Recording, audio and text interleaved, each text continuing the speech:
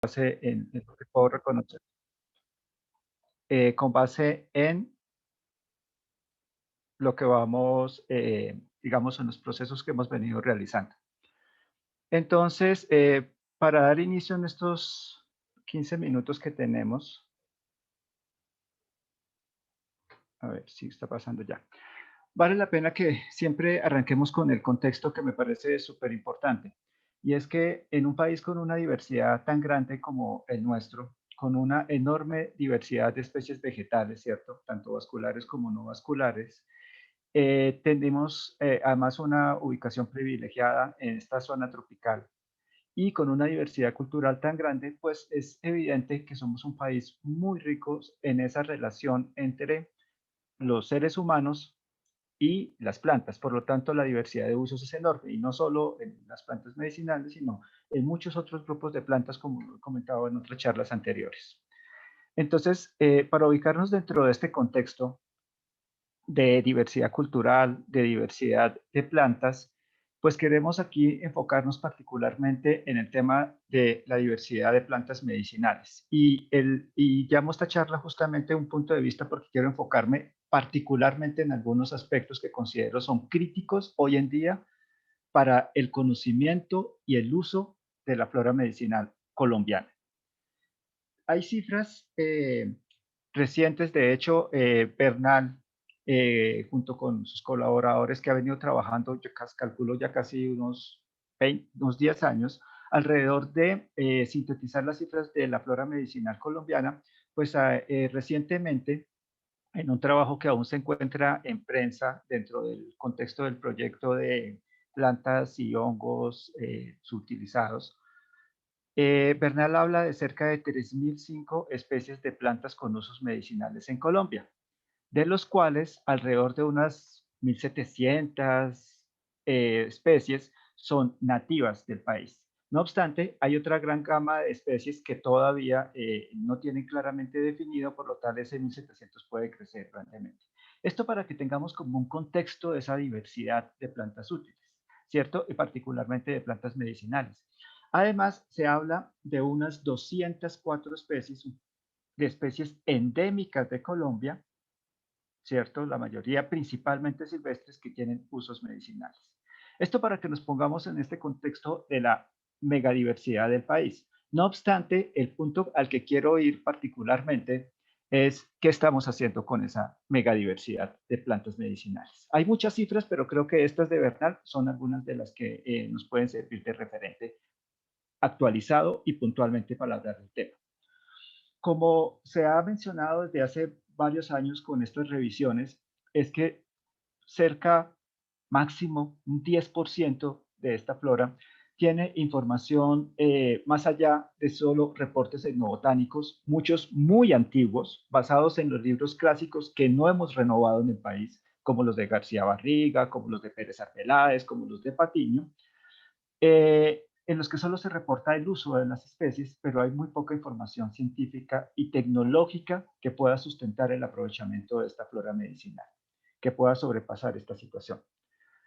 Y por lo tanto, en el país, a pesar de esta enorme gama, esta enorme diversidad que tenemos un limitado desarrollo de productos fitoterapéuticos con base en nuestra flora medicinal colombiana.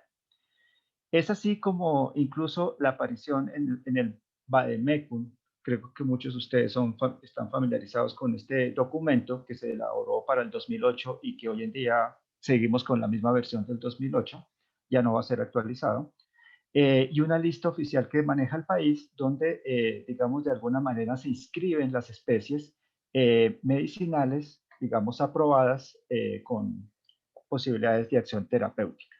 Entonces son poquitas las especies que han llegado a digamos, a este nivel de refinamiento. Cuando se hizo en el 2008 el Vademecum, incluía 119 especies de plantas medicinales. De toda esta diversidad que estamos viendo acá, claro, es obvio que si no hay suficiente sustento, pues el Vademecum está hecho solo de un conjunto menor de especies. De esas 119 especies, 40 eran nativas o son nativas Y cuando hablo de nativas, no estoy hablando estrictamente colombianas, sino estoy hablando de nativas prácticamente de América tropical. Y solo 2 eran endémicas de Colombia. Eso fue las cifras para el 2008. En el 2018 salió el nuevo decreto de productos fitoterapéuticos y se hicieron una serie de renovaciones, por lo cual en el 2020 se hizo una actualización de esta lista de referencia de especies medicinales aprobadas para usos terapéuticos en Colombia. Básicamente esa lista traducía lo que había en el Vademecum y en el 2020 se hizo la actualización. Se incrementó a 199 especies de plantas medicinales, de las cuales 42 son nativas, es decir, que en las nativas solo se incrementó en 2 especies y siguen estando las mismas 2 especies endémicas. Y recuerden que Bernal nos habla de 204, 208 especies endémicas con reportes de uso tradicional como plantas medicinales. La pregunta acá es, ¿estamos fomentando el uso de nuestra flora medicinal nativa? Por eso titulaba un poco la presentación un punto de vista. Mi punto de vista es que, como en otros componentes de la biodiversidad del país, tenemos una enorme diversidad, pero se nos está escapando entre las manos esa diversidad en el sentido en que no, ¿qué estamos haciendo con esa enorme diversidad? ¿De acuerdo? Esta lista del 2020 que resulta, o sea, ¿por qué esta lista es importante? O sea, ¿por qué esto es relevante? Porque las plantas que están allí son las que, con las que se pueden desarrollar productos fitoterapéuticos. Es el primer requisito para poder llegar a obtener un registro sanitario para obtener un producto fitoterapéutico en el país. Entiendo, y esto no exime de la enorme diversidad de plantas que se comercializan en los mercados, ¿cierto? Que ya son las plantas directamente, que se utilizan localmente en las comunidades, pero hay una cosa importante, el grueso de muchos de los colombianos que usan plantas medicinales los consumen a través de productos fitoterapéuticos. Muchos no van a la plaza de mercado a comprar una planta medicinal para una acción terapéutica puntual, sino van a una tienda, ¿cierto?, de productos naturales, allí lo compran. Entonces, estamos viendo que esta enorme diversidad realmente está llegando muy poquito a convertirse en productos y que pueden llegar a la sociedad colombiana y sobre todo a la sociedad que en muchos casos está en las ciudades o en territorios donde no tienen esta relación directa de uso tradicional con la flora medicinal. Bueno, importante, o sea, parece increíble, solo aumentamos 2 especies en prácticamente 12 años. ¿Cuáles son las causas de esto? ¿Cuál es la explicación de esto? En parte, la falta de estudios que permiten sustentar el uso de esas especies, ¿cierto? En parte, que a la elaboración de quienes elaboraron o en la elaboración de este listado no tuvieron en cuenta muchísimo de las especies nativas de las que se han generado estudios. Básicamente se alimentó con información de la EMA, de la Agencia Europea de Medicamentos, donde nuestra flora nativa evidentemente no llega, porque es flora europea y del viejo mundo, llegan muy pocas especies y no tienen allí sustento. Hay varias razones por las cuales hemos incrementado muy poco esta información. ¿Saben cuáles son esas 2 especies nativas nuevas que ingresaron? La curuba, una planta usada como ansiolítica y sedante, y el chacapiedras, un filanto que se utiliza para el tratamiento de los cálculos renales. Nada más, y ambos entraron como productos de uso tradicional. Bueno, dentro de este contexto, de esas 40 especies o más que tienen posibilidades, que están aprobadas, que podríamos desarrollar productos fitoterapéuticos, registros sanitarios y llegar y generar mucho más desarrollo con base en esa flora medicinal, voy a mencionarles algunas de ellas, porque el hecho de que estén en este listado no quiere decir que estemos haciendo algo con ellas. Algunas de ellas son, por ejemplo, el chisacal, la Ecmelea positifolia, lo que llaman las huacas en zonas bajas que se usa para las actas bucales. Está allí desde en el Vademecum, de hecho desde el 2008, no existe un registro sanitario en el país con esta planta. Estamos en el 2022, lleva 14 años aprobada y no ha habido ningún desarrollo con esa planta. Eso nos está hablando de que también hay un conjunto importante de especies que, aunque estén aprobadas de esas 40, ni siquiera hemos desarrollado en el país productos adicionales. El chirco, por ejemplo, el chirco, los bácaris, Es un antiinflamatorio, tampoco existen productos, ni se han desarrollado, ni hay registros sanitarios, ni se han solicitado para poder desarrollar productos con estas plantas. El botón negro Liptis, que se utiliza para la dermatitis alérgica, la psoriasis, es un antiinflamatorio. La última solicitud de un registro de una preparación se hizo en el 2009. El viravira o la viravira, el Aquilotinib bogotensis, puede ser una de esas plantas que sí tiene más desarrollo. Está aprobada para las inflamaciones leves de las vías urinarias y ha tenido diferentes solicitudes y registros sanitarios. Es una de nuestras plantas nativas que sí ha llegado a producir estos productos fitoterapéuticos. El mastranto, por ejemplo, para la hipertensión, no tiene ningún tipo de registro. El cadillo, los pidens, que son tan comunes usados para la gastritis, hay una solicitud en el 2016, por ejemplo.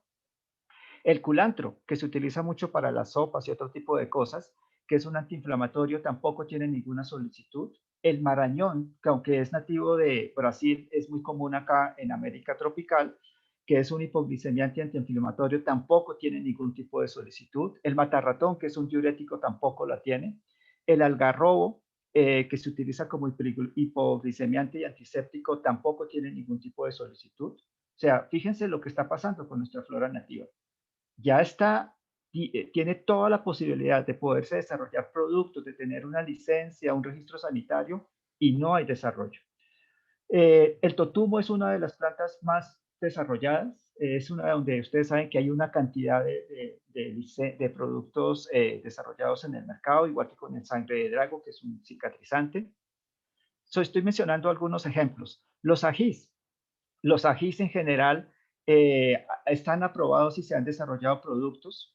Cuando hablamos de estos listados de plantas aprobadas, debemos separar entre dos grandes categorías. Las plantas que se llaman PFM, que son básicamente las preparaciones farmacéuticas con base en plantas medicinales, que son las que requieren tener muchos estudios, o sea, mucha información de sustento de su eficacia y su efectividad. Allí entran solo las plantas que tienen muchísima información. Justamente los ajís son prácticamente las únicas americanas que están allí. Básicamente, pero curiosamente la información de sustento no viene de acá, sino es porque están incluidos en la EMA, en la Agencia Europea de Medicamentos. O sea, la investigación que ha desarrollado en otras partes. El achote es un antiinflamatorio, prácticamente no se han incluido nuevos productos desde el 98, igual que la hierba mora. El tomate, que es un antiséptico, desde el 2009 no hay nuevas preparaciones aprobadas. El chaparro nunca ha sido incluido. Algunas valerianas nativas, básicamente la valeriana fundamental acá en Colombia que se comercializa es la introducida, la oficinales, pero tenemos dos valerianas nativas que sí tienen algunas indicaciones aprobadas. Solo para ir cerrando esta parte, porque sé que el tiempo que tenemos es muy corto, esto daría para hablar muchísimo más.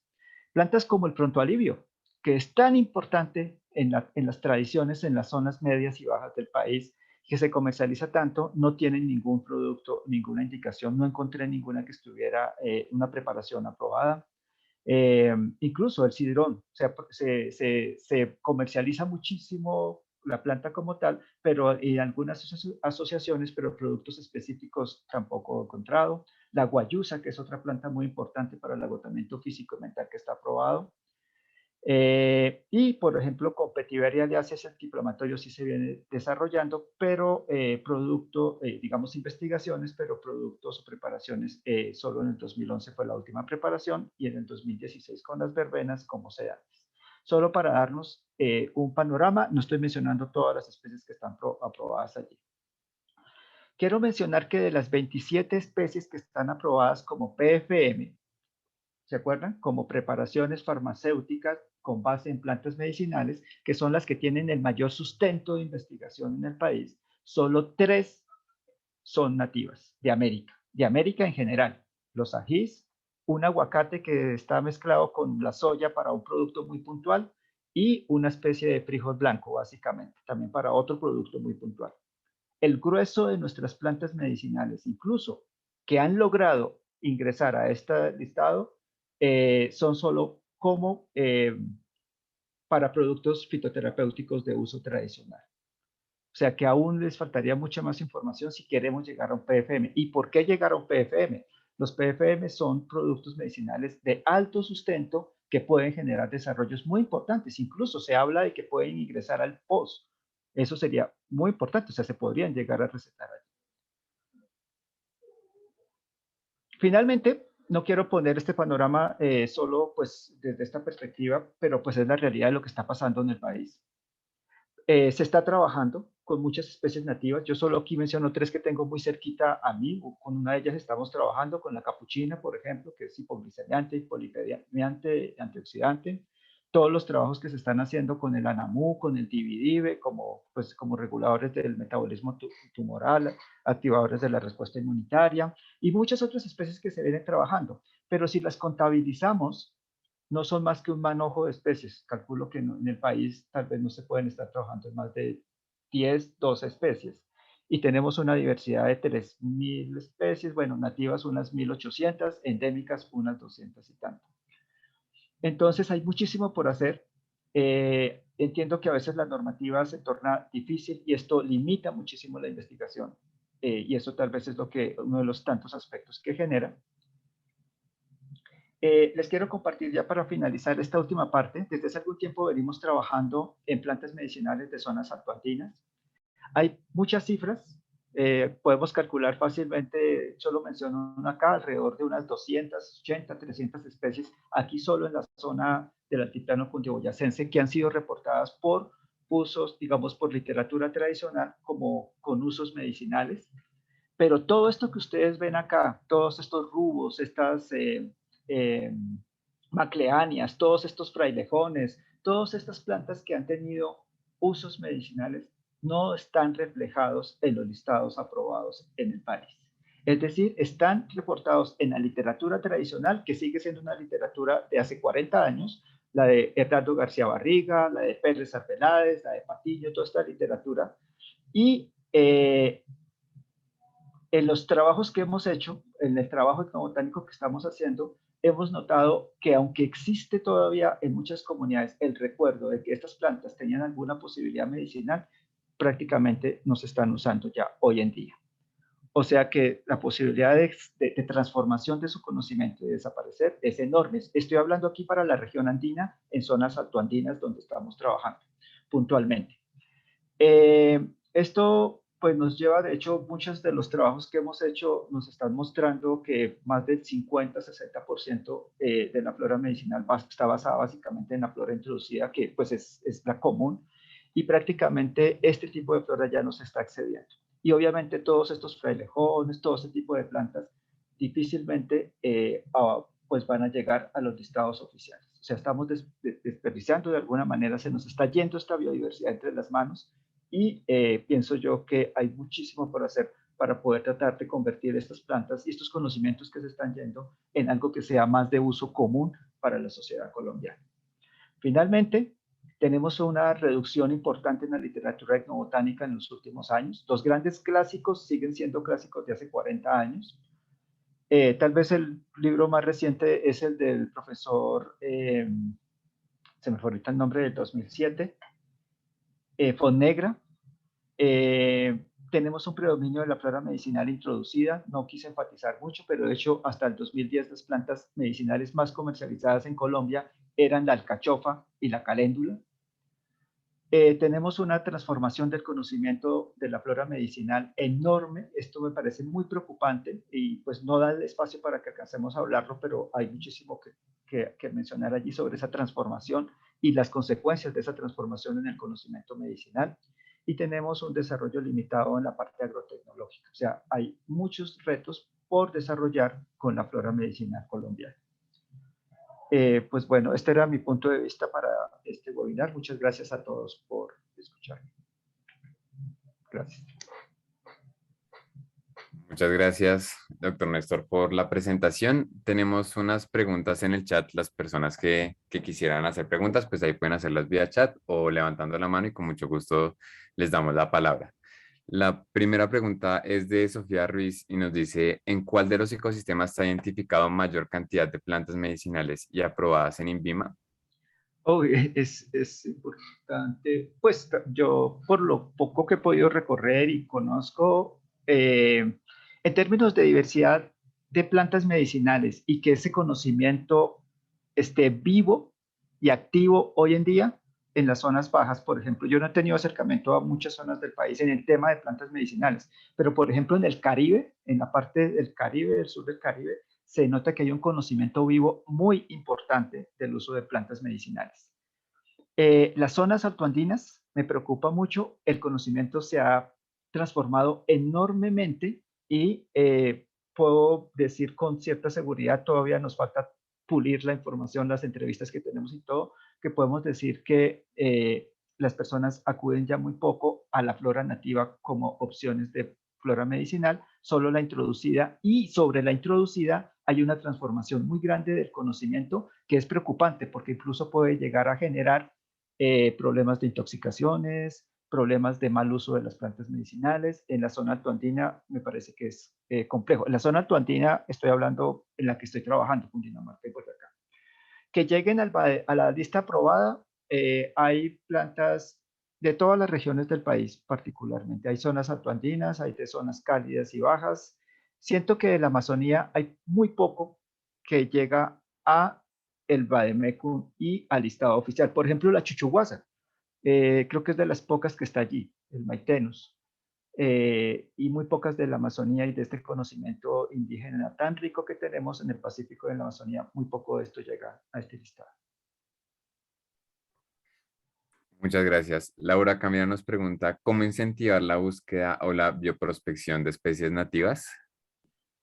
¿Cómo incentivarlo? Mm, yo creo que un punto importante es desde acá. O sea, a mí nadie me habló de nada de estas problemáticas reales del país cuando estudié. Nadie. Tuve que descubrirlas con afrontar la propia realidad. Creo que un punto importante es poder tener la oportunidad en este momento de compartir estos temas con ustedes, de que hay muchos estudiantes y de que ustedes los conozcan, porque eso hace que ya sean, conozcan un poco esta realidad y puedan plantearse derroteros dentro de este contexto. Yo pienso que también a través de temas mucho más claros, los proyectos casi siempre son fragmentados o por iniciativas de ciertos grupos de investigación, pero como política del país no tenemos. Nosotros como mínimo en el país deberíamos garantizar desde el Estado que las plantas no sean tóxicas al menos, para que las personas las consuman con cierta seguridad y que al menos haya un mínimo de eficacia, porque las personas pierden el interés por las plantas medicinales cuando se administran para lo que no son, o las, con indicaciones erradas o en posologías que no coinciden. Entonces, esto hace que las personas pierdan allí este conocimiento. Y el otro punto importante es trabajando con las comunidades. Es muy valioso. Estas mismas charlas o muchos aspectos nosotros los venimos haciendo con las comunidades en las regiones. Y eso me parece muy valioso, generando documentos, porque ese conocimiento hay que reavivarlo en las regiones donde se ha venido disipando. Y hay que decirlo, hay regiones donde se ha disipado enormemente el conocimiento entre las comunidades y han perdido confianza sobre el uso de las plantas medicinales. Santiago Guiot nos pregunta, ¿cuál es el mayor cuello de botella entre el conocimiento, investigación y desarrollo? Hay, pues para muchos es la normativa. Hay hay que ser claros, o sea, todos sabemos que la normativa sobre biodiversidad en el país es muy restrictiva. Entonces, si yo quiero trabajar con una planta nativa que quiero desarrollar y pues pretendo hacer bioprospección, pues ya tengo que entrar a acceso. Y si esa planta nativa, por ejemplo, está dentro de algún territorio, pues tengo que hacer todo el tema de consulta previa, pero sobre todo una cantidad de normativas. Solo colectar una planta ya de por sí implica muchas restricciones. Luego, para llegar al listado oficial, hay que hacer investigación de largo plazo si la quiero incluir como un PFM, que serían las plantas de mayor desarrollo, como está sucediendo con el cannabis hoy en día, que hay muchísimos recursos allí incluidos. Pero también la podría llegar a incluir como un PFT, pero eso implica, por ejemplo, que haya una comunidad con un conocimiento tradicional vivo durante muchas décadas que sustente ese uso tradicional. Y eso implica, por ejemplo, entonces hacer acuerdos con las comunidades, implica las consultas, y esto a veces dificulta bastante desarrollar, digamos, esos aspectos. Entonces, a veces creo que la normativa nos restringe mucho trabajar con la flora nativa y en cambio la flora exótica introducida, pues es más fácil trabajar con ella, pues seamos claros, o sea, si yo trabajo con una especie introducida que es cultivada, me evito una cantidad de dificultades. Entonces, a veces la normativa juega en contra del desarrollo. Y Santiago Leighton pregunta, ¿cómo la fitoquímica aporta a la etnobotánica nativa? Bueno, eso sería más para el profe Jason que va a hablar, que va a hablar ahorita. Pero es fundamental, ¿no? O sea, conocer, pues, esa es como mi opinión, o sea, existe, a partir del conocimiento etnobotánico tenemos esos usos tradicionales y estos sustentados en las comunidades humanas que las usan.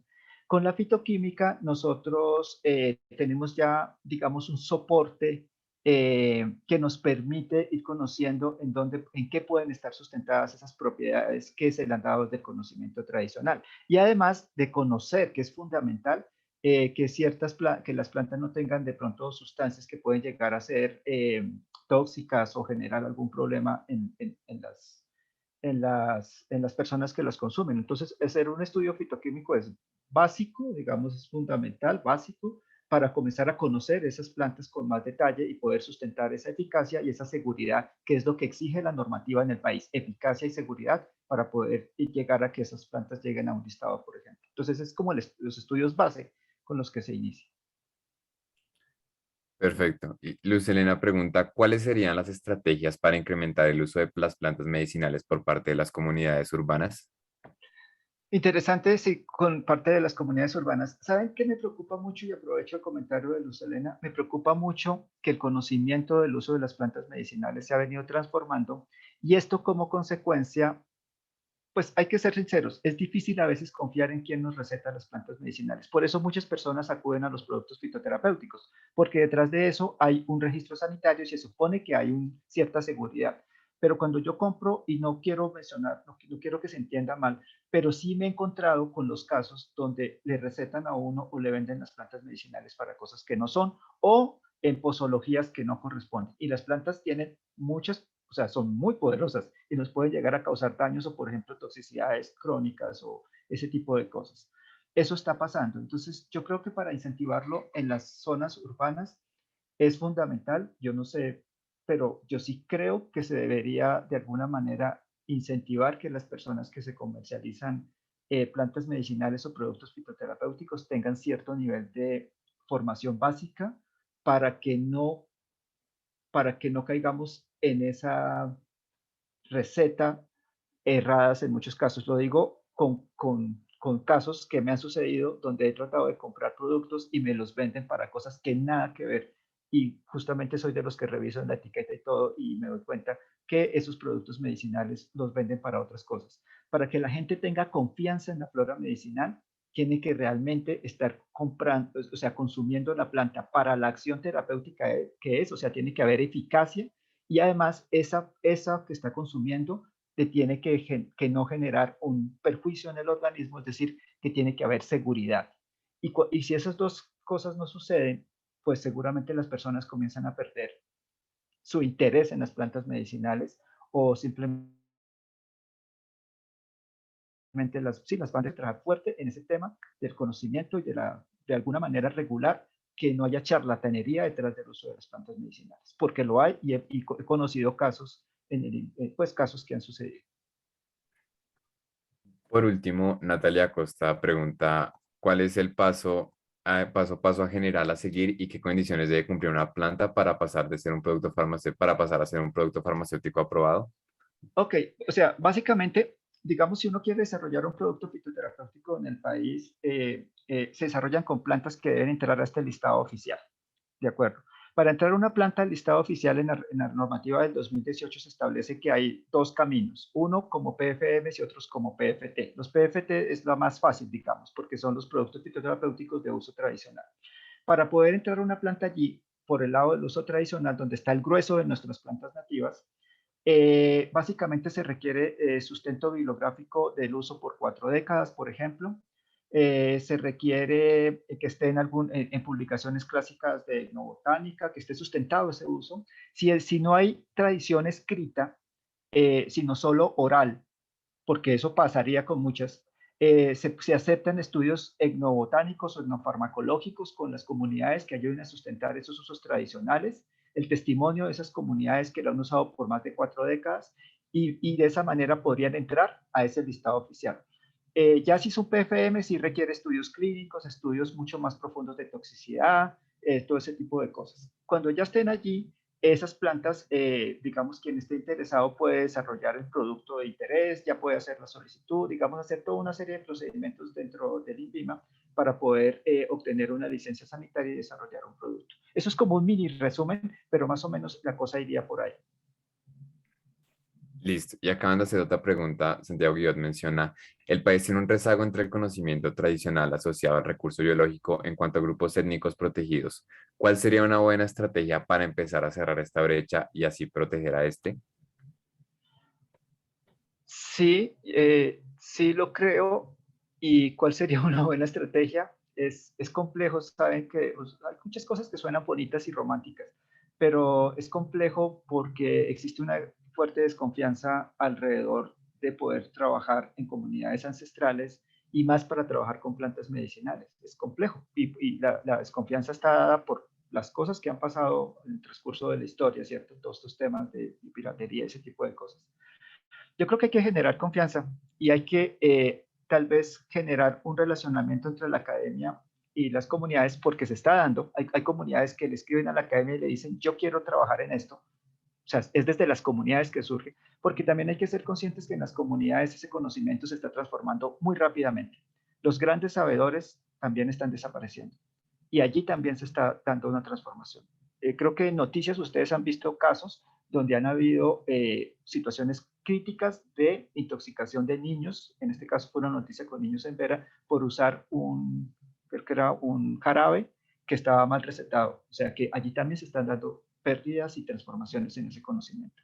Entonces yo creo que tenemos que generar esa confianza para que esos conocimientos pues se puedan permanecer y ser vivos en la comunidad, que también podamos tener desarrollos con esos conocimientos. Si no, se van a transformar y se van a ir disipando, se van a ir perdiendo con el tiempo.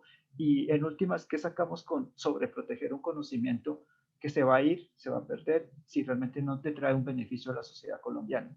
Yo siempre pienso que esos conocimientos, con unos acuerdos adecuados, porque yo entiendo el tema de la digamos, de lo inequitativo que son muchos de estos acuerdos donde se desarrollan productos y a las comunidades no les queda nada. Pero yo creo que tenemos que quitarnos esa máscara y hacer mayores acercamientos. He visto que se están dando esos acercamientos en algunos casos. He visto comunidades que le escriben a las instituciones de investigación para decir, nosotros queremos conocer y queremos hacer acuerdos, y eso me parece muy valioso. Entonces yo creo que la cosa tiene que ir por ahí para poder tratar de hacer algo en conjunto.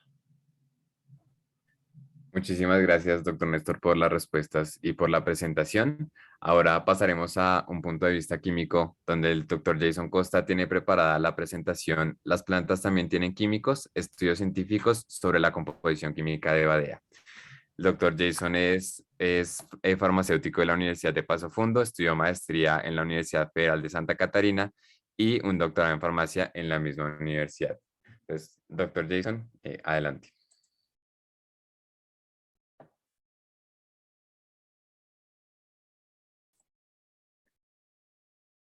Está silenciado, profe.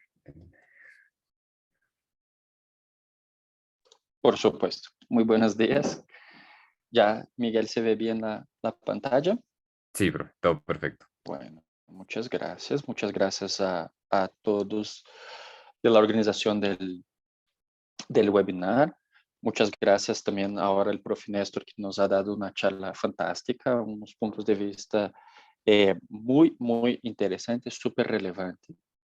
Entonces, qué rico poder aportar también desde otro punto de vista, ¿no? El fitoquímico. Y bueno, lo titulé la charla, lo hice un pequeñito ajuste que fue ingresar otro estudio, entonces no voy a hablar solo de Badea, eh, pero teniendo en vista la temática del webinar, eh, traje esta inquietud tendo en vista también que el público es diverso. Esta pregunta, si las plantas tienen químicos y esa connotación de químico y del producto natural, para dar essa ideia desde de la cuestión genérica de las plantas y también colocar, en este caso, un par de ejemplos de diferentes aspectos de diferentes especies. Entonces, bueno, espero voy a parar el video solo para garantizar que ustedes me van a escuchar muy bien, pero aquí sigo charlando. Entonces, muy bien. Ahora sí. Cuando hablamos de químicos, y eso es una expresión muy común en Colombia y en países hispanohablantes, siempre la asociación de un químico no es una persona que se graduó en química, no es un compuesto de manera general, es siempre una idea de que los químicos son moléculas sintéticas, entonces son compuestos industrializados y suelen venir con esa asociación de que es dañino, ¿no? Entonces, cuando de manera informal se dice entre amigos, entre familiares, que los químicos, eso está lleno de químico, esa pepa es llena de químico, es esa idea de que son nocivos y es esa idea de que normalmente esto es origen sintético, ¿no? Suele pasar muchos con los medicamentos, por ejemplo. Y en contra, o sea, el lado opuesto de la historia, es las plantas. Entonces, las plantas, en ese sentido, siempre vienen asociado con el término natural. Y me gusta, casi en muchas clases, siempre uso esta idea, este ressalvo, porque esa idea de natural suele, no es mentira, ¿no? Es natural, sí, la planta tiene esa connotación, pero se utiliza mucho desde el punto de vista de marketing, desde el punto de vista de que uno escucha en la tele a mediodía una propaganda en que dice producto natural, 100% natural, entonces ya la gente asocia que al ser de esta manera no nos va a hacer daño y, como decías, no va a tener nada químico, es decir, no tiene nada sintético. Y eso, obviamente, es bastante claro para la población. Una cosa es un producto sintético, otra cosa es un producto natural.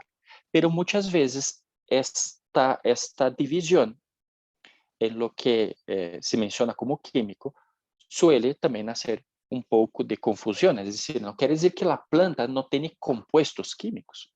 De hecho, eso está justamente lejísimos de la realidad, porque las especies vegetales, como bien dice el profe Néstor ahora, tienen una serie de compuestos químicos que justamente son los compuestos que llevan las plantas a ser empleadas, por ejemplo, de manera terapêutica, sea por la medicina tradicional o sea ya basada en estudios científicos.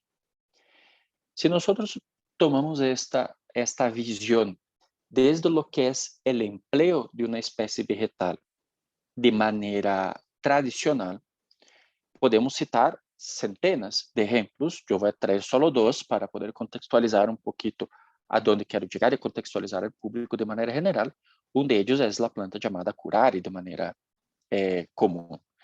Esta planta a partir de esta planta se obtiene un látex y ese látex era empleado por indígenas amazónicos en la punta de sus flechas y sus instrumentos de caza. Y resulta que ellos, como diría, untaban sus armas porque justamente hacía con que sus presas se detuvieran mucho más rápido al momento de ser, cuando eran flechadas, digamos así, ¿no? Después de muchos años se descubrió que este látex contiene un compuesto químico llamado tubocurarina y que es un antagonista nicotínico, es decir, ele vai bloquear esos tipos de receptores y va a causar una parálisis muscular. Entonces, esta parálisis hacía con que pues, el animalito detuviera mucho más rápido que si estas flechas o estos instrumentos no estuviesen untados con ese látex. Otro ejemplo, digamos, bastante clásico, justamente en la temática de la fitoquímica, es la fisostigmina, que es un compuesto justamente descubierto en unas semillas de la especie Physostigma venenosum, cuyo nombre justamente recuerda veneno, recuerda toxicidad, porque este compuesto se descubrió posteriormente que tiene una acción, que las semillas tenían una acción y que se debe a este compuesto, mejor dicho, una acción colinérica de acción indirecta, es decir, evitar la degradación de acetilcolina y entonces hay una actividad constante de esos tipos de receptores, ambos casos, ambos ejemplos, actuando en el sistema nervioso autónomo. Entonces, esos son ejemplos de plantas y de compuestos químicos que están presentes en las plantas, que en este caso no son tan agradables, digamos, ¿no? Entonces, esas plantas, en particular, esos dos ejemplos, son compuestos y especies vegetales que a partir de su química pueden generar ciertos problemas a nivel fisiológico. Obviamente, esses compuestos luego se empezaram a trabalhar também desde o ponto de vista clínico, onde se começou a estudar e se começou a utilizar a fisostigmina, por exemplo. Se pode usar clinicamente, por exemplo, para contrarrestar a intoxicação por escopolamina, por exemplo.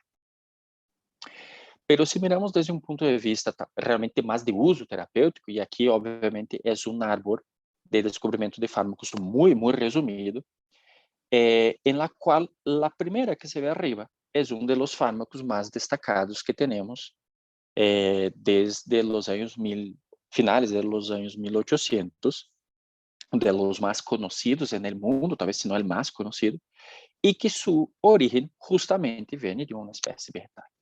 Entonces, el sauce blanco, que es la Salix-alba, ya era utilizada por Hipócrates, inclusive, sus cáscaras, para tratar cuadros de fiebre. E no mais, em 1828, se descobriu um compuesto chamado salicina, que é essa estrutura que está em pantalla arriba, que tinha essas propriedades para barrar a fiebre, por assim dizer, não? Ou seja, controlar a fiebre. E posteriormente, 10 anos depois, se hizo uma alteração dessa molécula, obtendo esse ácido salicílico que passou a ser empleado terapeuticamente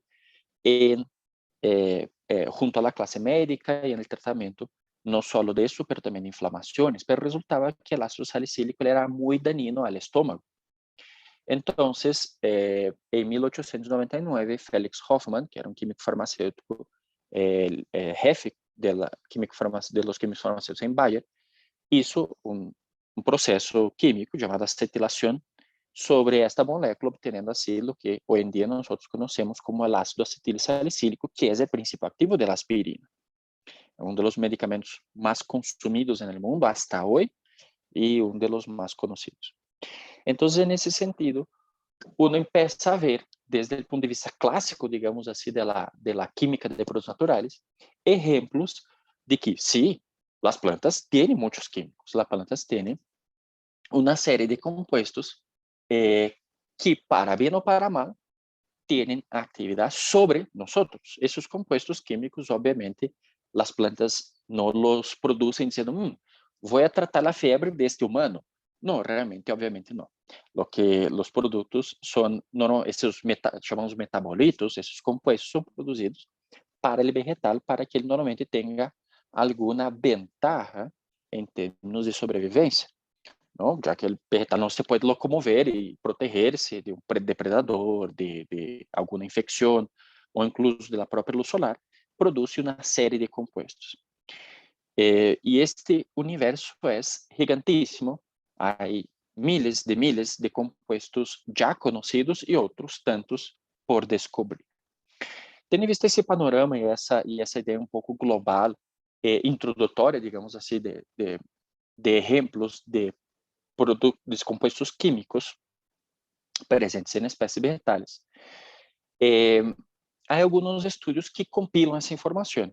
Esse é um dos mais recentes, em que mostra que del número total de moléculas, ou lo que em inglês se chama drugs, que realmente não é drogas, sino que são moléculas para uso terapêutico, fármacos, digamos assim, casi el 50% tiene una relación con moléculas o con productos naturales, mejor dicho. Algunos de esos, aproximadamente 50%, son realmente, yo voy a poner el puntico aquí para que veamos, opción de puntero, punto laser. Entonces, por ejemplo, el 4% más o menos son productos naturales no alterados, o sea, así como él es obtenido de la naturaleza. Hay otros tantos por cientos que son lo que nosotros aquí en Colombia, y el profe Nelson mencionó, fitoterapêuticos. Hay normalmente un porcentaje bastante grande dentro de esos 50% que son derivados de produtos naturales. Entonces, a veces son modificaciones que se hacen sobre esas moléculas. E entra um grupo também bastante grande que são moléculas sintetizadas, pero que utilizam em seu processo ou a própria molécula natural ou mimetizam esta molécula natural. Então, são de origem sintético, pero é exatamente igual a la que se observa na natureza, de maneira a evitar uma depredação natural, enfim. Pero isso refleja que hasta el día de hoy, no solo el uso de las plantas se mantiene en un porcentaje realmente muy bajo comparado al total, pero también los compuestos químicos obtenidos de las plantas suelen tener una gran aceptación en la industria farmacéutica. Muy bien. Com este primeiro panorama, les vou a dar dois exemplos bastante interessantes, pues, considero, porque são trabalhos em que he estado involucrado, então, obviamente, me gustam, pero são trabalhos em que tuve o prazer de estar colaborando com os estudantes. Uno, justamente, el primeiro, tem que ver com um compuesto que nós todos os dias ingerimos, es decir, nosotros tomamos una excelente taza de café colombiano buscando que esa molécula, la cafeína, ingrese a nuestro sistema y nosotros alteremos realmente nuestro sistema nervioso central, o sea, ingerimos un estimulante todas las mañanas. Bueno, tal vez no todos ustedes, pero la mayoría de los colombianos sí lo hacen. Entonces, estamos haciendo uso, consciente o no, de um composto químico presente. E a cafeína, nós sabemos, del café é o exemplo mais clássico, mas também está presente em tés de maneira geral e também no mate, que é uma bebida tradicional do sur de América do Sul.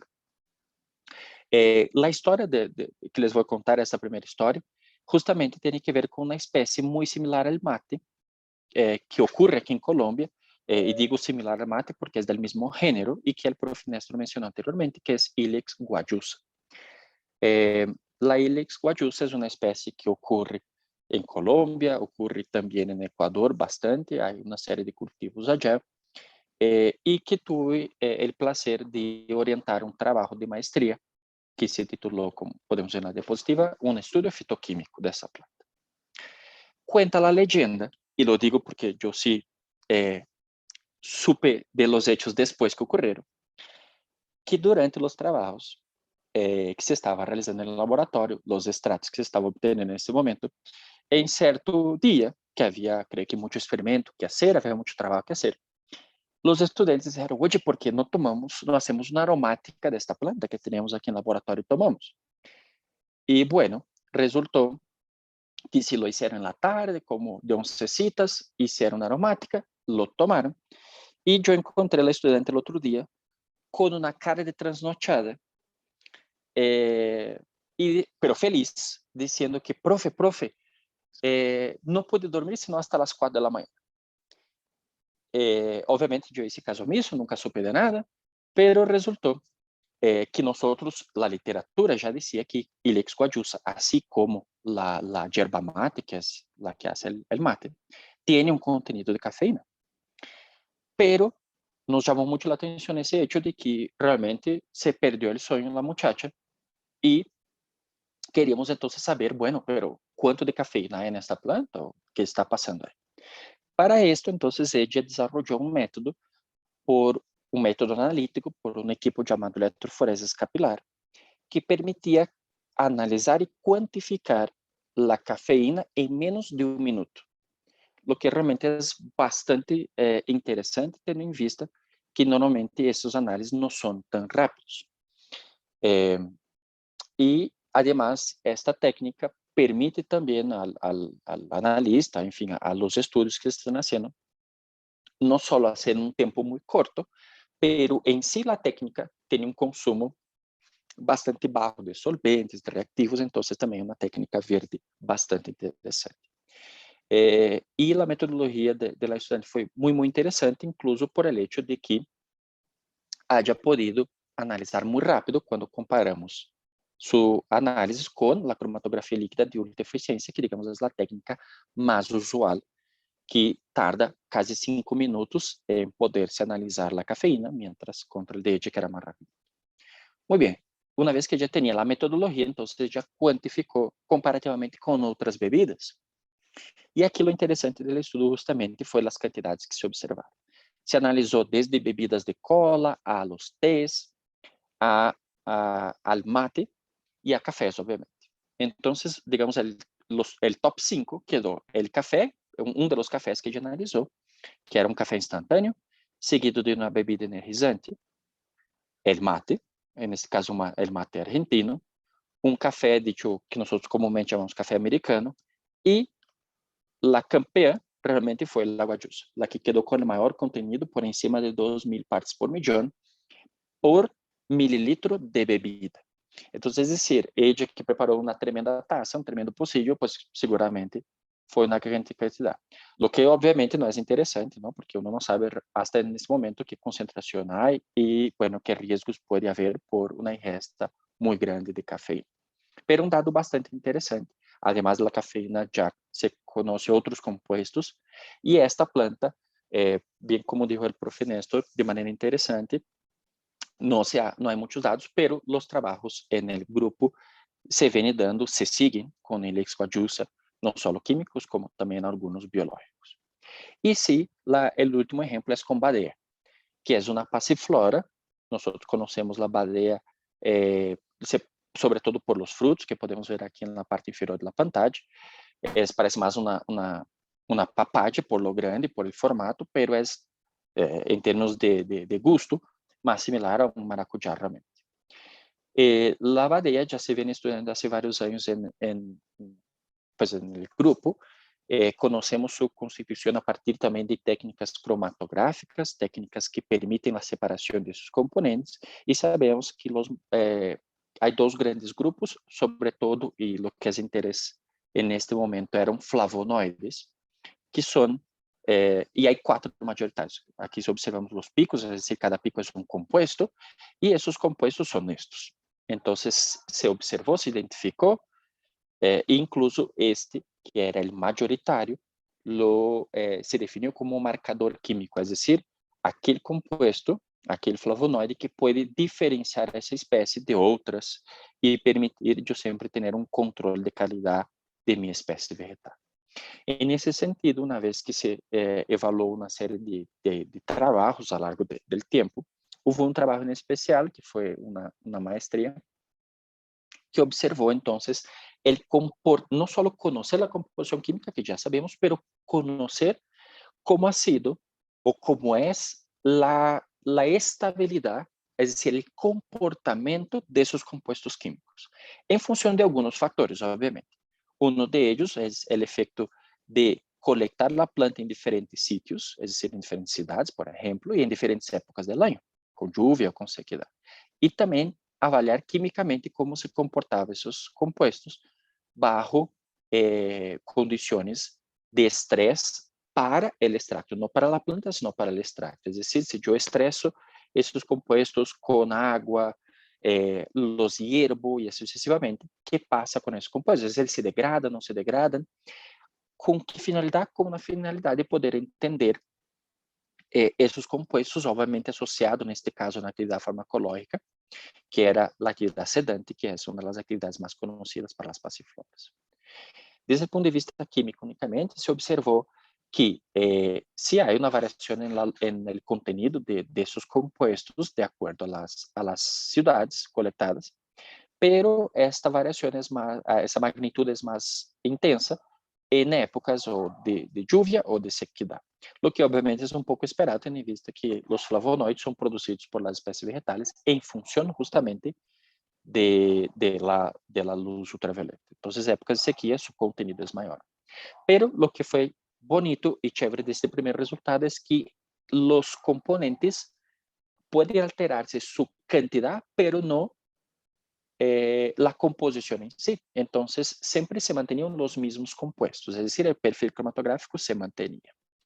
Y lo mismo pasaba cuando se hacía lo que llamamos estudios de estabilidad intermediária y acelerada, que normalmente es utilizado para medicamentos, justamente para ver cuántos días puede más o menos durar de validez, ¿no? Un producto. Entonces, en este caso, pues más o menos se observó que hasta el día 60, en un estabilidad intermediária, yo puedo tener los componentes intactos con una pérdida de la concentración muy bajita realmente, por 10% o menos. Y lo otro fue forzar esa degradación. Entonces, se quisiera saber, bueno, ¿qué pasa a esos componentes que yo ya saqué de la planta y eventualmente quiero poder trabajar desde un punto de vista terapéutico, esos componentes? ¿Cómo es su resistencia? Essa resistência pode ser à luz, pode ser à oxidação, pode ser a um ambiente neutro, um ambiente ácido, um ambiente básico. Então, existe na literatura esse tipo de guias que, de hecho, não estão desenvolvidas para extractos vegetais, es decir, para plantas, estão desenvolvidas para medicamentos, pero que se pode ajustar e adaptar para um extracto vegetal. Então, nesse sentido, o que se hizo com Badea foi analisar esse tipo de estrutura em la qual, esse tipo de estratégia, melhor dicho, em la qual se observa se há degradação desses compostos ou não, ou em que porcentagem há. E como les dije, isso se hace para várias condições. E se observou que, basicamente, para oxidação, fotólise, que é por luz, e hidrólise neutra, nesse caso em água, o extracto é basicamente estável. Então, esses compostos que hemos observado, os flavonoides, não se degradam. Sin embargo, sí se degradam em meios ácidos e em meios básicos. E ácido, por exemplo, estamos falando do estômago, es decir, rapidamente esses compostos no estômago se podem convertir em outros. Outra coisa foi que, de hecho, o que chamou a atenção nesse estudo foi que, apesar de que se considera que ele é lábil, que se degrada facilmente, o porcentaje de degradação é bajito, pero isso quer dizer não que no se hubiera degradado, sino que hay un cambio en la estructura química de los compuestos. Entonces, lo que se observa aquí arriba es el perfil original de la muestra con 1, 2, 3, 4 picos principales, los originales sin degradación, y abajo son otros flavonoides que son formados a partir de la degradación de los compuestos de arriba, de la muestra original. Entonces, en ese sentido, se observa, por ejemplo, el surgimiento o el aumento significativo, por ejemplo, de la vitexina, que es la que está, el pico que está en destaque aquí abajo, en azul, cuando este compuesto existe en una cantidad muy pequeña en la muestra original. Así como este que está en rosado, que de hecho son obtenidos a partir de la degradación de estos, que es, por ejemplo, es el pico original, que es, tenía un azúcar acá adicional, pierde el azúcar formando este. Entonces, este cambio también implica algumas coisas. Este cambio de compostos implica que esta composição química pode alterar uma resposta terapêutica e, sumado ao aspecto ou à visão química, há que ter ferramentas que permitam observar esses tipos de cambios. Esses cambios, na verdade, são cambios químicos, se pode acompanhar ao longo do tempo, então se pode acompanhar a diminuição desses compostos através da ruptura desses enlaces, não? Formando os outros compostos que só têm uma unidade de açúcar. Incluso, uma observação muito bonita que se fez em seu momento foi que também há uma isomeria que ocorre internamente na molécula, generando, então, também isômeros dessas moléculas. É decir, há uma sopa aí de compostos que se deve conhecer. Então, a parte química não é só conhecer, por exemplo, como les mostrei antes. El primeiro exemplo, a presença de cafeína, sino conhecer a quantidade desses compostos que existem e também, já quando os estudos se vão tendo uma profundidade mais grande, desde o ponto de vista químico, neste caso, também conhecer como se comporta a composição química, para que, en últimas, uno pueda tener una idea general de la química de las plantas. Entonces, para finalizar, agradezco a la invitación de los organizadores del webinar, obviamente a la universidad, al grupo de investigación al cual pertenezco, del Departamento de Química, y al semillero, donde abrazamos los estudiantes de pregrado. A las estudiantes que generaron los resultados que les mostré hoy, Y es esto. Muchas gracias por la atención. Muchísimas gracias, profesor Jason, por la presentación. Los invitamos a dejar las preguntas que tengan en el chat o levantando la mano. Sofía Ruiz nos hace la pregunta, ¿cómo se puede incentivar el uso de las plantas por parte de las comunidades desde el punto de vista fitoquímico? Mm, es una buena pregunta porque a veces esta barrera suele ser grande, porque el punto de vista químico a veces es muy científico y el uso popular a veces hay una conversación que si es directa, eh, eh, o sea, puede no ser muy efectiva. Mi sugerencia, o pues tal vez en mi pensamiento en este momento, o lo que me ocurre, es justamente aliarse con personas que hacen ese puente y que tienen otras perspectivas. Entonces, asociar el conocimiento químico de una especie vegetal puede permitir indagar acerca de los usos que la población hace, indagar acerca de posibles estudios y, consecuentemente, también posteriormente de trabajos adicionales de propagación, en fin, de cultivo, de cuidado, de protección de esas especies. Pero eso no se hace únicamente de la parte química, es un componente y que se asocia, por ejemplo, con los trabajos que mencionó el profe Néstor, con los trabajos etnofarmacológicos. Entonces hay una serie de actores que actúan. La fitoquímica es uno de ellos que ayuda a dar esos fundamentos y que pueden eventualmente aportar al conocimiento de la especie. Muchas gracias. Isabel Cristina pregunta, para las cosechas de las plantas medicinales, ¿se aconseja evaluar las condiciones ideales donde se encuentren los metabolitos activos en mayor proporción? Sí, es correcto. Dependiendo el objetivo del estudio o simplesmente del objetivo del uso, hay algunas cosas que ya se sabe, otras que a veces se puede descubrir. Cosas que son comúnmente conocidas, por ejemplo, cuando se trata de aceites esenciales, suelen haber un contenido mayor de esos en los momentos más fríos del día, normalmente por la mañana temprana.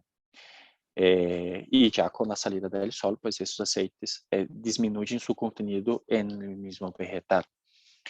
Cuando ya se conoce alguna actividad biológica o algún uso particular que puede o no ya se conocer la asociación con la composición química, entonces sí hay un cuidado que se hace cuanto a la colecta o a la cosecha. Normalmente eso, para que uno tenga mucha seguridad más allá del uso del conocimiento popular al respecto, es también en relación a estudiar, descubrir en qué momento, dónde. Y de hecho hay una centenas de factores que pueden asociar no solo el momento, el sitio, hay todo un fitobioma que puede implicar en la composición química de este vegetal. Muchas gracias. Y Valentina Santamaría menciona, gracias por la presentación, profesor Jason. Usualmente, ¿cómo se elige qué parte de la planta estudiar? Es decir, ¿qué criterios utiliza para emplear las hojas o los frutos, por ejemplo? Ok, buena pregunta, Valentina. Hay aspectos que se puede considerar, ¿cierto? Se puede partir justamente de lo que veníamos hablando en la construcción esta mañana, por ejemplo, el uso popular. Entonces, si la población hace uso de hojas o de las flores o del fruto o de semillas, en fin, ese puede ser un aspecto a llevar en consideración para definir qué órgano de la planta se va a trabajar. Eh, si es às vezes una investigación inicial exploratoria, que pode hasta ser aleatório, ¿no? Y también se puede considerar otros aspectos, como por ejemplo, que no sea un órgano que vaya a conllevar a la muerte del espécimen, entonces raíces suelen, ¿no? Uno tiene que eliminar el espécimen para colectar raíces, pero hojas a veces eso no es un problema, a veces hasta, que es el otro punto, hasta a veces es incentivado, como es el caso de la badea, de tiempos en tiempos en el cultivo ellos necesitan liberar un poco de hojas para que pues, el cultivo tenga la luminosidad adecuada, ¿no? Los frutos. Y muchas veces sí son empleados, como el maracuyá, por ejemplo, ¿no? Que tiene una industria de jugos y de frutos. Entonces, eso también a veces son considerados residuos agroindustriales, subproductos de cultivo. Entonces, hay una serie de opciones que uno puede escoger y jugar. Perfecto. Y Luz Helena pregunta, muchas gracias profesor Jason, por la presentación. ¿Cómo se puede articular los estudios etnobotánicos con los estudios fitoquímicos en busca de aumentar el uso de las plantas nativas de las comunidades indígenas y campesinas? Uy, esta buena pregunta. Eh, justamente porque tanto el profe Néstor como yo estamos en un proyecto liderado por el profe Néstor, bien a lo que mencionas.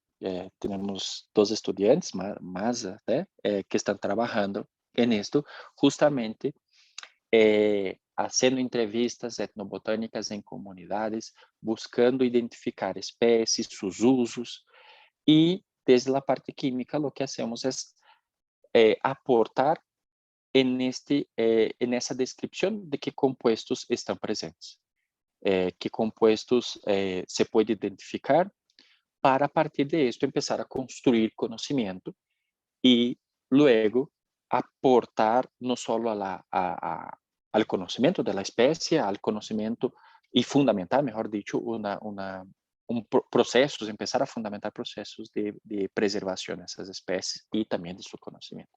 Entonces hay un campo ahí bueno, con gusto puede escribir a mí o al profe Néstor y nos invita a un tinto y charlamos. Listo. Y Santiago Leighton pregunta, ¿cuál es el criterio que se usa para escoger una especie de planta para pasar por estas pruebas? Ok. Ahí ya varía, ya depende un poco de lo que se quiere estudiar, Santiago. Entonces, hay proyectos de investigación en que a veces se busca hacer un pool de muestras de una determinada región, como es, por ejemplo, el ejemplo del trabajo que acabé de mencionar con el profe Néstor. Hay otros que se basean en una actividad biológica, que es el centro de un proyecto. Entonces, se trabaja con diferentes especies que a veces pueden estar descritas popularmente para este uso.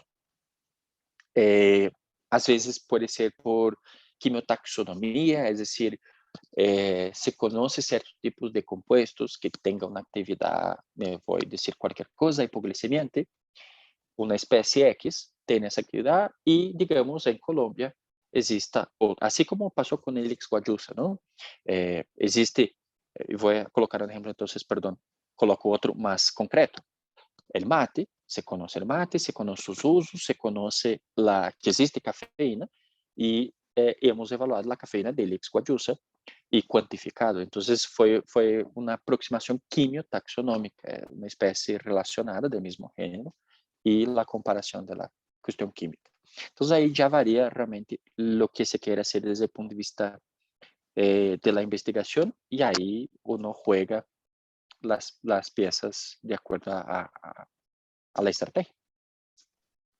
Listo. Y Natalia Costa pregunta, ¿qué tan costoso puede llegar a ser un estudio fitoquímico? Uy, Natalia, esa puede ser bastante costoso, Natalia. ¿Cómo puede ser un poco más barato? Lo mismo, desde el punto de vista de fitoquímica hay diferentes técnicas, ¿cierto? Les mostré algunas. Hay diferentes abordajes que se puede hacer a una especie. Voy a colocar solo tal vez dos ejemplos en una infinidad, pero para tentar responder puntualmente tu pregunta. Una aproximación que se puede hacer puede involucrar técnicas de bajo costo y que no necesita gran cantidad de material vegetal, por lo cual se utilizaría poco solvente, por ejemplo, de extracción, que incluso puede ser agua, ¿cierto? Entonces, que pues uno puede utilizar agua destilada, entonces no es que realmente uno compre un tarro de agua. Entonces, digamos, son técnicas relativamente baratas. Uno hace una infusión y pues ahí está. Y puede utilizar algunas técnicas un poco más básicas para tener ciertas aproximaciones químicas. Ahora también podemos estar hablando de técnicas o de estudios, etapas de estudios, en que involucre, por un lado, gran cantidad de solventes. Entonces, por ejemplo, cuando se busca purificar un compuesto, hay diferentes técnicas, equipos, pero casi siempre hay que involucrar algunos solventes orgánicos, que tienen su costo, y que muchas veces para purificar un compuesto que sea de pronto muy activo y que realmente amerita esa purificación, pues necesito tener una cantidad significativa de material vegetal, una cantidad significativa de solventes y así sucesivamente. Entonces ahí ya el costo incrementa. Y estamos hablando de un compuesto. Normalmente es muy difícil que purificamos uno, casi siempre se busca purificar más de uno. Se puede hacer lo que de hecho desde el año 2000 se viene trabajando bastante, que son estudios metabolómicos, que no involucran necesariamente estar purificando esos compuestos, pero necesita, y sí, una capacidad en equipos muy grande, que utiliza relativamente menos consumo de solvente y menos muestra, pero que son equipos muy costosos. Entonces, puede haber diferentes tipos de gasto. Así para hablarte, talvez hasta mi poca experiencia, porque tampoco es que llevo 40 años trabajando en fitoquímica, pero una estudiante de maestría tranquilamente puede estar gastando en materiales 40 millones para poder sacar un trabajo de maestría. Entonces, son proyectos de investigación que uno hace siempre tentando ahorrar y también pues no quiere contaminar el medio ambiente con un montón de solventes. Entonces, más o menos uno busca por este lado. Listo. Y por último, Mauricio Reynoso comenta, muchas gracias por la presentación. ¿Qué ventajas puede proporcionar el aislamiento y la caracterización para la síntesis de los flavonoides en vez de la producción del mismo compuesto a partir de la planta? Uy, qué buena pregunta, Mauricio. Eh, bueno, flavonoides específicos, uno puede, o primero, uno puede pensar en purificarlos porque la actividad farmacológica puede mejorar, ¿cierto? Entonces, yo puedo, a través de un extracto vegetal que tengo centenas, millares de compuestos, puedo purificar uno, en este caso, como mencionamos, un flavonoide, para, por un lado, no tener otros interferentes, tener solo un compuesto puro que, ojalá, que de hecho es la minoría de los casos, la actividad farmacológica mejore. Pero también puedo evitar efectos adversos por otros compuestos. Lo que es lo opuesto a trabajar con extracto, que es una situación de un fitoterapéutico, ¿no? Yo tengo varios compuestos, actividades genéricas, enfim. Entonces, son dos estrategias. Cuando tengo un compuesto puro y lo hago modificaciones a él, la modificación también va por, o se busca dos cositas a grandes rasgos. Una, mejorar una actividad, hacerlo más selectivo y o hacerlo menos tóxico, ¿cierto? Às vezes, esses cambios estruturais a nível semissintético, ou incluso sintético, ¿no? Dependendo del compuesto, yo puedo sintetizar desde el del original, desde el principio, perdón. Esses cambios podem levar, a vezes, incluso a outras atividades muito diferentes a las estudiadas. Entonces, son estrategias que, obviamente, la industria farmacéutica la que hace mucho más rápido que la academia y hay mucho más gran cantidad y todo esto, pero tiene sus ventajas y sus desventajas. Entonces, modificaciones pueden llevar a que se haga más selectivo y tú evites actividades en otros sitios, otros receptores, sobre otras células, en fin, sobre otras enzimas, o tú puedes resultar teniendo un efecto adverso que resulta mucho más interesante. Entonces, por ejemplo, morfina y codeína es un grupito funcional diferente, un metoxilo, que cambia totalmente, en gran parte, ¿no? La cuestión de dependencia, la actividad farmacológica, en fin, cambia bastante. Entonces, tiene sus ventajas y sus desventajas. Muchísimas gracias, doctor Jason, por todas las respuestas y toda la presentación. Ahora pasaremos a la tercera presentación del webinar, donde la doctora Claudia Bravo nos presentará la ponencia titulada Efecto inhibitorio de la pimienta en un patógeno oportunista. La doctora Claudia Bravo es bióloga de la Universidad de Cauca y tiene una maestría y un doctorado en la Universidad de Brasilia. Entonces, doctora Claudia, adelante. Hola, buenos días, ¿me escuchas? Sí, perfectamente. Y ves mi pantalla también. También. Ujú. Bueno, listo. Bueno, pues dando continuidad entonces a las presentaciones y estudiando esa parte biológica de los extractos de plantas. Espera un momento que no consigo esto.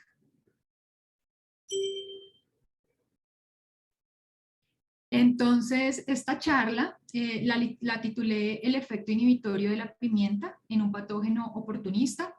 Voy a presentarles algunos de los resultados durante mi estancia postdoctoral.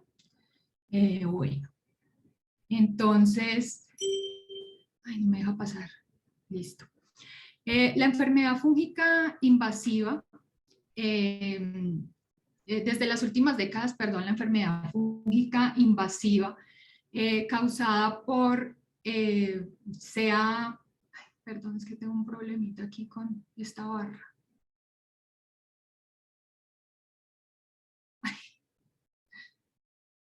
Ay, ya. Ay, ¿cómo muevo esta barra? ¿Alguien sabe, por favor, que me colabore? Si tú ya no mueves el mouse sobre la barra, Clau, ya te debería permitir, digamos, minimizarla.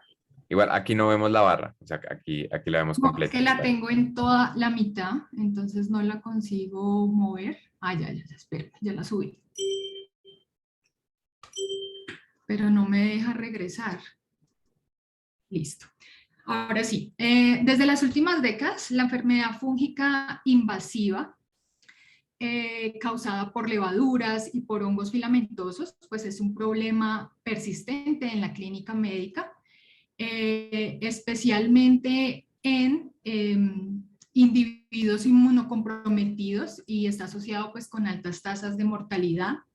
Esa elevada incidencia de infección fúngica invasiva pues se debe al aumento de varios factores de riesgo, entre los que tenemos el uso de antibióticos, agentes inmunosupresores, cirugías, tiempo prolongado en hospitales, infecciones inmunodeficientes, los dispositivos médicos y problemas pues por la actual pandemia coronavirus. En ese escenario, más del 90% de las infecciones fúngicas invasivas están asociadas a diferentes especies de cándida, entre las que tenemos Candida albicans, Candida glaurata, Candida tropicalis, Candida paraxylosis, Candida krusei y el reciente hongo emergente Candida auris. Dos de las formas, digamos, más graves de infección fúngica invasiva por cándida son la candidemia y la candidiasis invasiva, que se hace referencia cuando esta es diseminada y puede colonizar diferentes partes, diferentes órganos del cuerpo. De todas las especies que les acabo de nombrar, Candida albicans es el principal agente causante de enfermedad y ocupa el quinto lugar entre patógenos adquiridos en hospitales. Adicionalmente, pues presenta altas tasas de mortalidad que superan el 40%. En la figura podemos ver esa distribución global de las especies de Cándida causando estas enfermedades fúngicas invasivas, mostrando entonces cómo Candida albicans representa más del 50% de las enfermedades fúngicas invasivas en relación con las otras especies pues, que existen. A continuación, como les decía, existe un hongo emergente resistente a los actuales antifúngicos. Este es Candida auris. Él fue aislado del canal auditivo de un paciente en Japón en 2009, es recientemente nuevo, y pues algunos estudios muestran tasas de mortalidad que varían entre las diferentes regiones geográficas, que va del 32 al 72%. En Colombia específicamente se emitió la alerta nacional sobre la circulación de esta levadura, mostrándonos entonces para el 2018 224 casos confirmados y para el 2019 426 casos. Adicionalmente, como podemos observar en la figura, en Bogotá, Bolívar y Atlántico es donde se presenta la mayor circulación y prevalencia de esta levadura. Ahora bien, ¿cuáles son esos mecanismos de patogenicidad en Cándida? Bueno, Cándida albicans hace parte de la microbiota del hospedero. Esta generalmente pues puede vivir normalmente en las superficies de las mucosas, en las uñas, en la piel, en la cavidad oral, en el tracto gastrointestinal y genitourinario, y pues dependiendo del sistema inmunológico del hospedero y todos esos factores de riesgo que inicialmente les mostré, pues cuando esas barreras inmunes se rompen, esta Candida albicans y Candida auris pues tienen esa capacidad de convertirse en patógenos oportunistas. Pero esa patogenicidad entonces va a depender de ciertos atributos y factores de virulencia importantes, entre los que tenemos la capacidad de adhesión, que se refiere como a receptores fúngicos importantes, la secreción de enzimas, entre las que están proteinasas, fosfolipasas. Una de las principales características que experimenta Candida albicans y que no está presente en Candida auris es el dimorfismo. En este caso, entonces, esta levadura puede pasar por varios estados o sufrir transiciones dimórficas que han sido asociadas a esa capacidad de patogenicidad. Entonces, normalmente la encontramos en forma comensal, en forma de levadura, y podemos encontrar entonces pseudohifas o hifas verdaderas, que son las que generalmente pues evaden los mecanismos de defensa del hospedero. Otro de los factores de virulencia bastante importantes es la formación de las biopelículas. En este caso, entonces, lo que tenemos es una comunidad de microorganismos unidos de manera irreversible. En este caso, entonces, lo que hace es que la levadura generalmente se adhiere a diferentes superficies abióticas, por ejemplo, el caso de los catéteres, y tiene esa capacidad de transformarse a hifas a partir de un tubo germinativo que da la elongación a estas hifas verdaderas. Entonces, esa formación de biopelículas es bastante importante porque actualmente pues es intrínsecamente resistente a los tratamientos convencionales y pues representa un reto, digamos, para el control de estas enfermedades fúngicas. Lastimosamente, existe una poca disponibilidad de moléculas con actividad antifúngica. Actualmente hay 3 familias, que son las candinas, los azoles y los polienos, pues que van a tener diferentes dianas sobre la célula. Pero adicional a esa poca disponibilidad, también tenemos efectos citotóxicos y efectos secundarios pues bastante importantes de estas moléculas.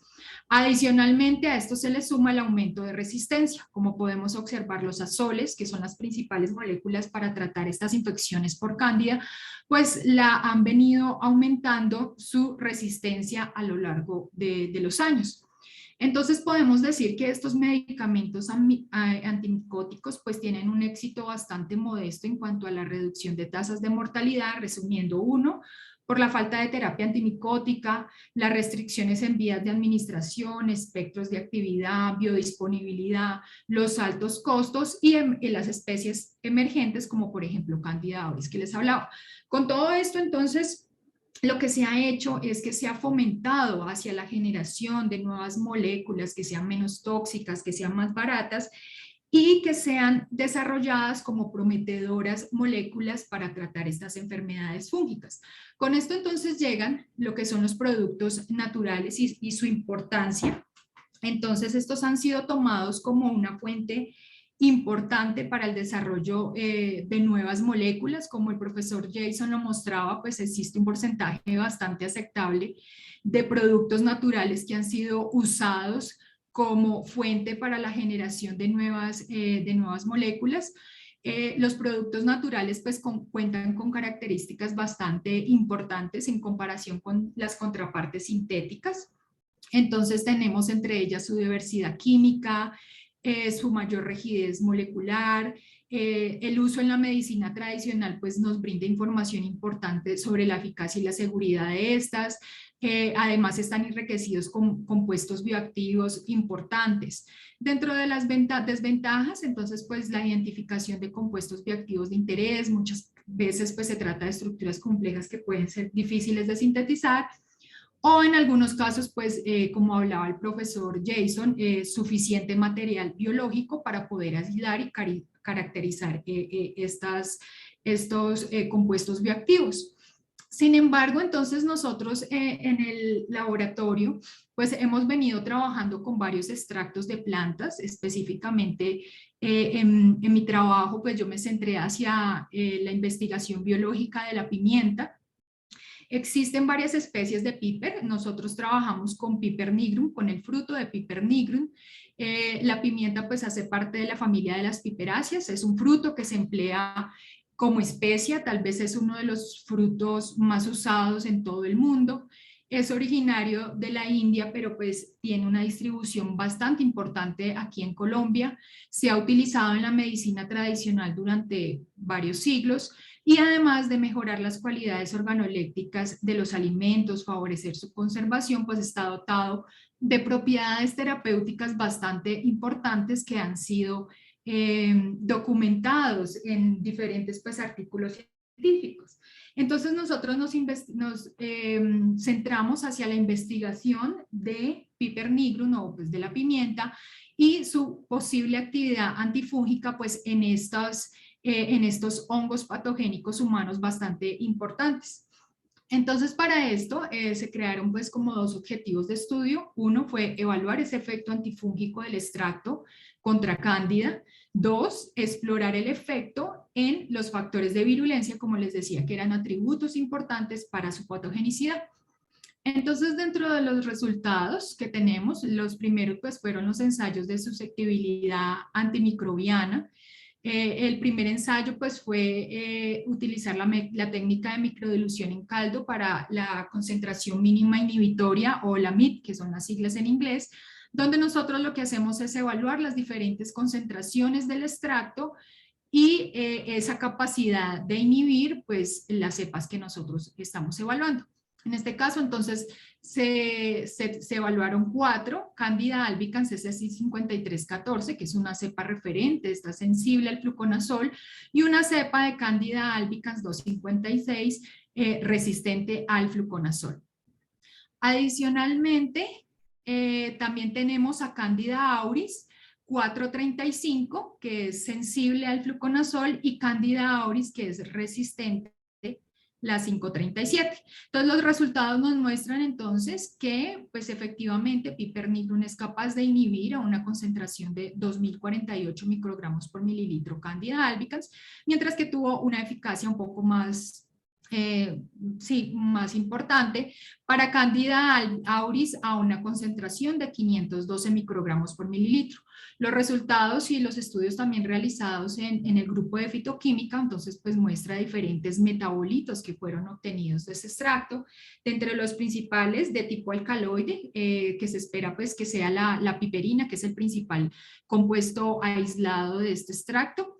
Y también se encontraron otros compuestos pues, que estarían generando esa función de inhibición. Al lado derecho tenemos las curvas de latalidad o la cinética de crecimiento, donde nosotros a lo largo del tiempo podemos evaluar el comportamiento de las diferentes concentraciones del extracto versus las cepas evaluadas. Como podemos observar, para los dos tipos de cándidas, de Candida albicans a 2048 microgramos por mililitro, pues hay una inhibición de crecimiento, mostrándonos un efecto más fungicida de este extracto, mientras que para Candida auris 435 y 537 podemos ver que a 512 existe una inhibición, un retardo en ese crecimiento, y después de las 48 horas, pues, mostrando más un efecto fungistático entonces en esta concentración. Adicionalmente, se evaluó el efecto del extracto en los factores de virulencia. Como les decía, generalmente la levadura se encuentra en esa forma comensal y esa formación de hifas está asociada a patogenicidad. Entonces nosotros lo que queremos ver es si las diferentes concentraciones de Piper nigrum son capaces de inhibir la formación de filamentos. Para eso entonces nosotros evaluamos dos medios, RPMI y YPD suplementado con suero fetal bovino. Estos son inductores de filamentación, y las diferentes concentraciones del extracto, mostrando cómo hasta 16 microgramos por mililitro, pues Piper nigrum es capaz de inhibir de manera significativa esta formación de hifas. Esto también se corroboró por medio de un ensayo donde se hace también, donde podemos observar la levadura en colonias en medio sólido, mostrando entonces cómo cuando no hay ningún tipo de tratamiento hasta los 7 días y a 37 grados, pues la cepa filamenta, cómo las diferentes concentraciones pues están actuando sobre la inhibición de filamentación entre 32 y 16 microgramos por mililitro, dependiente pues de la cepa que nosotros evaluamos. También nosotros, otro de los factores de virulencia, como les mencionaba, es la formación de biopelículas. En este caso, entonces, lo que hacemos es investigar nuevamente si Piper nigrum es capaz de prevenir la formación de estas biopelículas al interferir con la viabilidad de las células en diferentes concentraciones de Piper nigrum. Entonces, en este caso, lo que hacemos es que se cuantifica la actividad metabólica de las células usando el ensayo de resaucirina, donde podemos pues, observar células vivas de muertes. Como resultado tenemos que se encontró que a las 24 horas y a 37 grados, comparado con el grupo control donde no existe ningún tipo de tratamiento, pues Piper nigrum previene de manera significativa esa producción de biopelículas y esto lo hace de manera dosis dependiente. Y pues también podemos observar pues diferentes cambios de concentraciones dependiendo de la cepa que se está evaluando. Las dos de arriba, Candida albicans, y abajo el hongo emergente, Candida auris. Adicionalmente, otro de los factores importantes de virulencia es la producción de fosfolipasas proteinasas. Estas enzimas tienen la capacidad de dañar la membrana de las células e invadir tejidos. Adicionalmente, también rompen proteínas importantes del hospedero. Entonces, en el lado izquierdo tenemos estos resultados de producción de fosfolipasa y en el lado derecho la producción de proteinasa. Esto lo que se hace es que se mide por medio del diámetro que se forma alrededor de las colonias o este halo claro que podemos observar, que va a ser el diámetro que se considera como una medida de producción o inhibición de estas enzimas. Entonces, como observamos al lado izquierdo, la producción de fosfolipasas pues, fue inhibida a una concentración de 256 microgramos por mililitro en Candida albicans, mientras que en el lado derecho tenemos una inhibición de crecimiento de la producción de estas proteinasas a una concentración de 512 microgramos por mililitro en Candida albicans SC 5314. Después de que nosotros entonces evaluamos estos factores de virulencia, también inhibimos entonces el crecimiento en diferentes concentraciones, nos centramos hacia ver si realmente pues la pimienta puede ejercer efectos citotóxicos o no. Entonces lo primero que hacemos es evaluar o llevar a cabo un estudio in vitro. En este caso, entonces, se evalúa la hemólisis en eritrocitos humanos expuestos a diferentes concentraciones del extracto.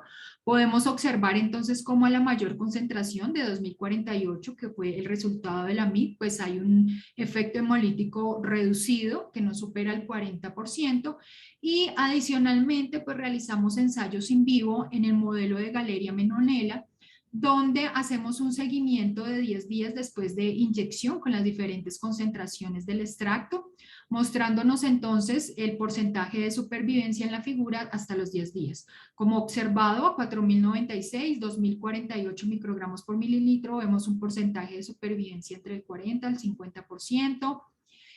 Para Piper nigrum a 1024 ese porcentaje de supervivencia pues aumenta al 70% y las otras concentraciones pues se ajusta mucho a los controles donde el porcentaje de supervivencia pues es el superior al 90%, mostrándonos que no ejerce un efecto pues de toxicidad importante sobre este modelo.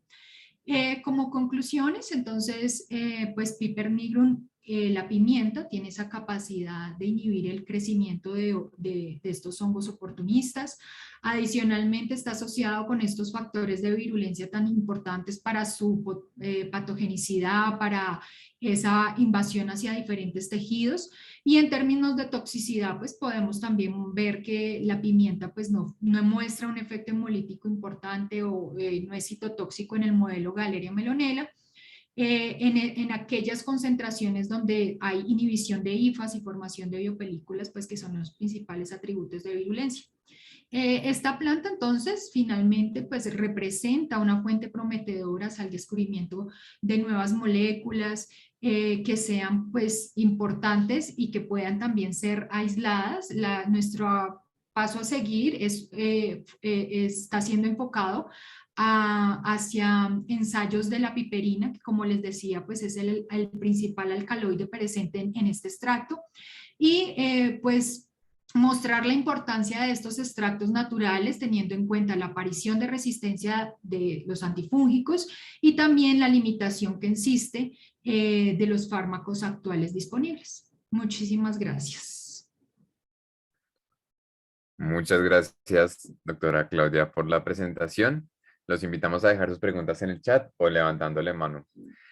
La primera pregunta nos la hace Isabel Cristina y nos preguntan, una vez se confirmó que tiene efecto antimicrobiano, ¿cuál sería el siguiente paso? Sí, bueno, nosotros, pues como nosotros trabajamos en el laboratorio de micosis, o sea, la idea no solamente es evaluar ese efecto antifúngico o antimicrobiano, como les decía, sino que nosotros nos centramos también hacia la evaluación de otros tipos de factores de virulencia. La idea de estudiar estos extractos de plantas, pues a futuro es generar moléculas que sean eficientes o pues que puedan ser usados para el tratamiento antifúngico. Sin embargo, pues uno inicia desde una parte preclínica donde se llevan a cabo todos los ensayos in vitro, que son los que les acabo de nombrar. Posteriormente, entonces uno pasa como a los ensayos in vivo, donde pues realmente tenemos que ver que no existe toxicidad de este compuesto y pues más hacia adelante pues ya serían otros estudios donde ya serían parte clínica, pero pues realmente el desarrollo de una molécula como tal pues toma muchísimo tiempo para uno poder llegar a generar un nuevo fármaco como tal. Sofía Ruiz menciona, gracias por la presentación, doctora Claudia. ¿Saben cuál es el compuesto activo o responsable de la actividad antifúngica? Sí, como yo les mostraba, cuando nosotros empezamos a trabajar, pues tenemos la colaboración con el grupo de fitoquímica y ellos son como los encargados de toda esa parte de extracción. Entonces, el principal compuesto bioactivo, como les decía, es la piperina. Este alcaloide, pues también ha sido bastante estudiado y hay reportes científicos de su importancia, pero también fueron encontrados otros metabolitos, creo que no lo nombré, como terpenoides, taninos, pues que estarían asociados a esa actividad fungicida, tal vez realizando algún tipo de lisis celular sobre la membrana del hongo. Perfecto. Y por último, Mauricio Reynoso pregunta, ¿por qué eligieron esas concentraciones del extracto para evaluar la actividad y los tiempos de contacto con el microorganismo? Bueno, uno generalmente se basa mucho en la literatura y los reportes de extractos totales generalmente inician en esas concentraciones. Hay incluso otras concentraciones mucho más elevadas que se evalúan. Y entonces tenemos en cuenta como todos los estudios anteriores que se han llevado a cabo en otros tipos de plantas, de extractos naturales, y pues partimos de concentraciones altas de 2000 y 4000, esperando pues que se inhiba en una mucho menor concentración y eso, siguiendo los protocolos de acuerdo a otros reportes científicos. Perfecto. Muchas gracias, doctora Claudia, por toda la presentación, por todas las respuestas. Hay una pregunta más de Valentina Santamaría. Dice, gracias, doctora, excelente presentación. ¿Se ha contemplado que las levaduras pueden generar mecanismos de resistencia frente a los compuestos de la pimienta? Pues hasta el momento lo que yo les mostraba sobre los resultados con las dos cepas resistentes de Candida albicans y Candida auris, aparentemente hasta este momento pues Piper nigrum y la pimienta tenían la capacidad también de afectar estas cepas resistentes, pero esa pues resistencia es la que se ha ido dando durante tanto tiempo y que va en aumento. Entonces pues hasta el momento nosotros estamos trabajando con el extracto y pues la idea sería evaluar en otras cepas resistentes a ver si se genera el mismo efecto o crea un efecto contrario. Perfecto. Por ahora no hay más preguntas. Entonces, muchísimas gracias por todas las respuestas, por la presentación y muchas gracias a todos por la participación en el webinar. Esperamos que haya sido de su agrado, donde se mostraron todas las 3 etapas fundamentales del uso de las plantas, donde se tuvo en cuenta el conocimiento de las comunidades, la importancia del punto de vista químico y culminamos con esta presentación de la aplicación con la actividad biológica. Entonces, muchísimas gracias a todos por la participación. Esperamos haya sido de su agrado y un feliz día para todos. Que estén muy bien.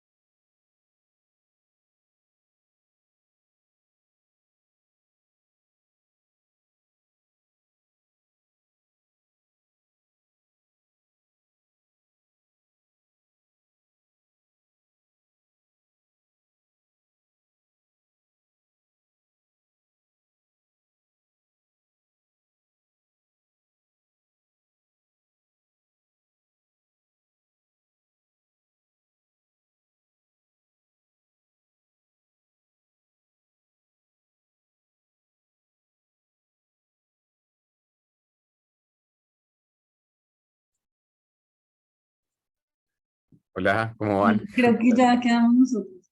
Sí, ¿qué más? Ay, no, un momento. Nos fue súper bien. Sí, además tuvimos hartísimos, ¿Cómo o se sea, para? siempre Miren participantes. Creo cómo que se todo está para la grabando. grabación. Sí. Así